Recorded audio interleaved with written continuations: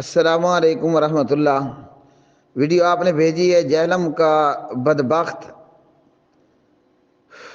اللہ اس کے منہ میں خاک ڈالے، اس کا ستیہ ناس بیڑا غرق ہو، کہ ابو طالب کے ایمان کے متعلق یا نبی پاک علیہ الصلوۃ والسلام کے والدین کے ایمان کے متعلق، وہ ایمان پر، اسلام پر، توحید پر نہیں تھے بھائی۔ قرآن مجید نے بھی ان متعلق بتا دیا، حدیث نے بھی اس کے متعلق بتا دیا۔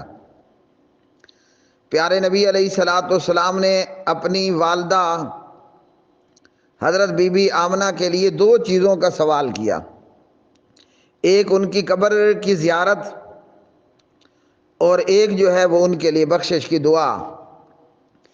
اللہ تعالیٰ نے قبر کی زیارت کی اجازت عطا کر دی مگر بخشش سے منع کر دیا۔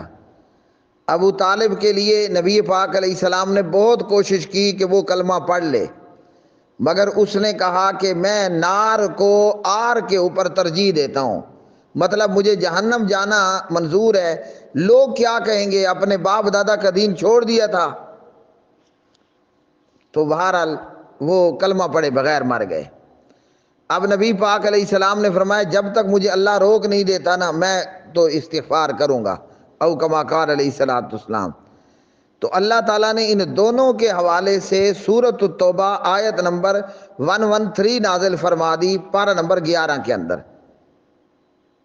اور یہ جو مرزے جس طرح لوگ ہوتے ہیں نا، ان جیسے کوئی پارلیمانی آداب بھی ملحوظ خاطر نہ ہوتے تو میں سرائکی میں بہت سونی بات میرے منہ میں آ رہی تھی، تو ان جیسے بدبختوں کو جو ہے وہ اتنی ہمت ہی نہیں ہوتی۔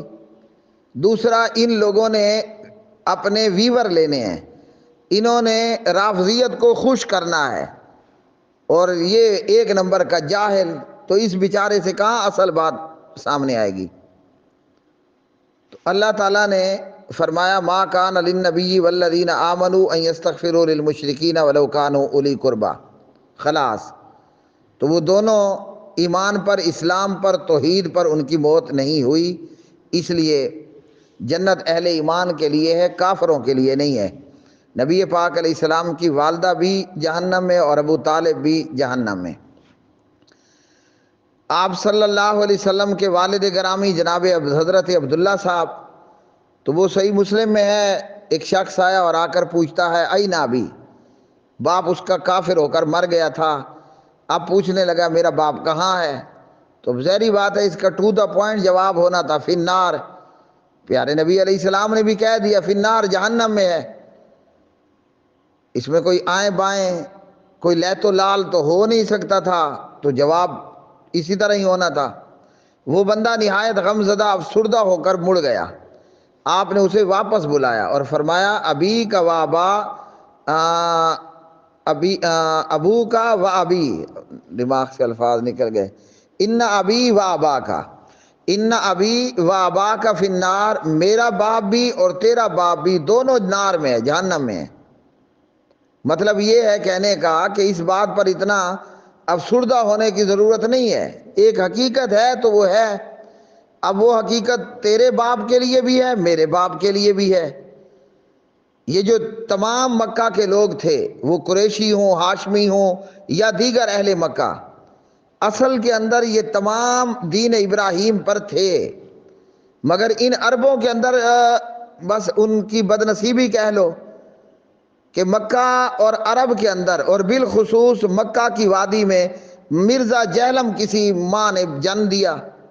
یہ مرزا جہلمی پہلی مرتبہ نہیں آیا، حضرت نوح علیہ السلام کی قوم کے پاس بھی مرزا جہلمی آیا تھا، اور ان قریشیوں، ہاشمیوں اور اہل مکہ میں بھی کوئی بدبخت ماں تھی جس نے مرزا جہلمی کو جنم دیا۔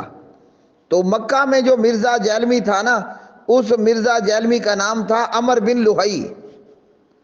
اس لعنتی نے کیا کیا، ان لوگوں کو بتوں کی پوجا کے اوپر لگا دیا، ورنہ وہ بھی اپنے آپ کو ابراہیمی کہتے تھے۔ کبھی ایک بت تو کبھی دو بت، کبھی 10 تو کبھی 5۔ وہ جدہ کے ساحلوں سے کہیں اس کو بت ملے، کیا کس کا بتا رہا ہوں، مکہ کے لوگوں میں مرزا جہلمی یعنی عمر بن لوہی، لوگ سمجھتے تھے بہت بڑا پروفیسر ہے، بڑا علامہ ہے، بڑا ہے جی، یہ تو کوئی مذہبی لیڈر اور رہنما ہے۔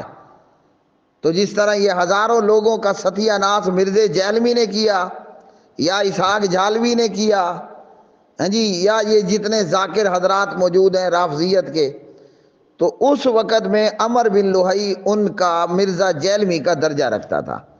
تو اس کے کہنے میں وہ لگے دڑا دڑ بتوں کی پوجا کرنے، ایک نسل تو دو نسل تو تین نسل تو چار نسل، جب کچھ نسلیں گزر جاتی ہیں تو شرک پکا ہو جاتا ہے، جیسے حضرت نوح علیہ السلام کی قوم میں ہو گیا۔ اب وہ لگ گئے بتوں کو پوجا کرنے، اور قرآن مجید نے واضح طور پر فرما دیا ما کان ابراہیم یہودیا ولا نصرانیا ولکن کان حنیفا مسلما وما کان من المشرکین۔ یہودی عیسائی تو وہ تھے ہی نہیں ابراہیم علیہ السلام، وہ مشرک بھی نہیں تھے۔ تو ما کان من المشرکین کا صاف مطلب پھر یہی نکلتا ہے کہ مکہ کے لوگ دین ابراہیم پر نہیں رہے، وہ حضرت ابراہیم ان میں سے نہیں تھے۔ تو یہ سارے لوگ پھر بتوں کی پوجا کرتے تھے، مطاف میں بت، بیت اللہ میں بت، صفا پر بت، مروہ پر بت، گلی محلوں میں بت، اپنے اپنے گھروں کے اندر بت۔ تو اس لیے حقیقت یہ ہے کہ جو ایمان پر نہیں تھے، اسلام پر نہیں تھے، توحید سے آشنا نہیں تھے، وہ گئے جہنم کے اندر۔ اب اور یہ کوئی اس کائنات میں اللہ تعالیٰ نے پہلی مرتبہ بھی نہیں کیا۔ حضرت نوح علیہ السلام کا بیٹا کہاں گیا؟ جہنم میں۔ حضرت ابراہیم علیہ السلام کے والد کہاں گئے؟ جہنم کے اندر۔ لوط علیہ السلام کی بیوی کہاں پر گئی؟ جہنم میں۔ جناب حضرت بابا جی آدم علیہ السلام کا وہ قاتل بیٹا جس کو مفسرین نے قابیل رکھا ہے، قابیل کہاں گیا؟ جہنم میں، ہیں جی۔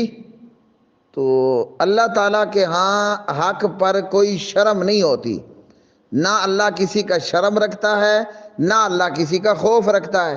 اللہ تعالیٰ کا ایک اصول ہے، اصول پر پورے اترو تو چاہے کمی کمی چمار کی اولاد ہو جنت جاؤ گے۔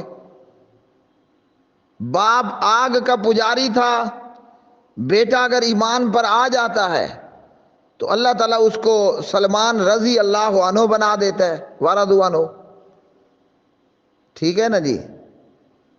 تو باپ اگر سردار تھا ہاں جی اور بیٹا ایمان پر نہیں آتا تو کوئی فائدہ نہیں ہے جناب۔